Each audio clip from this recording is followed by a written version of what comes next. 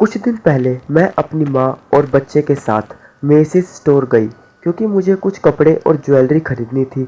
जब मेरी mummy jewellery देख रही थी, suddenly I noticed a old man जो कि लगभग 50 साल का होगा, हमारे पास आ गया।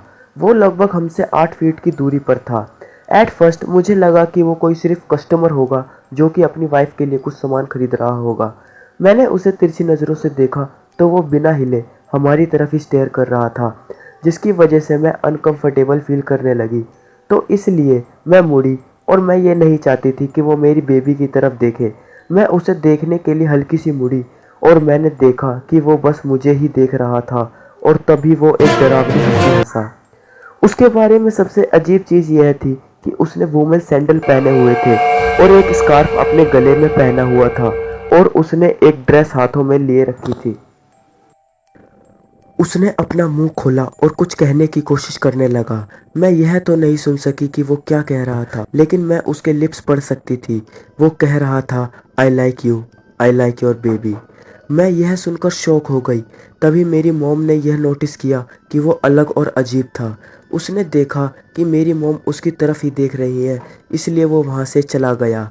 लेकिन वो तभी हमें हमारी अपोजिट साइड पर दिखा और फिर से मेरी तरफ स्टेयर करने लगा।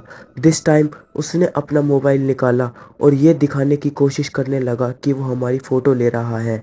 वो हमारी तरफ देख रहा था और उसकी आंखें पूरी तरह खुली हुई थी। वो एक पागल साइकोपैथ की तरह स्माइल कर रहा था। अब बहुत देर हो चुकी थी। मैं उसे दूर जाने के लिए कहने वाली थी, लेकिन मेरे पास मेरा बेबी था और मैं यह नहीं चाहती थी कि हमारे साथ कुछ बुरा हो, तो इसलिए मैं वहाँ से जाने की सोची। मैंने वो सब एक लेडी को बताया जो कि वहाँ काम करती थी। उसने कहा कि मैं जाकर देखती हूँ। आफ्टर फ्यू मिनट्स लेटर वो वापस आई और उसने बताया कि वो एक कस्टमर है जिसकी शिकायत कई कस्टमर्स ने की थी।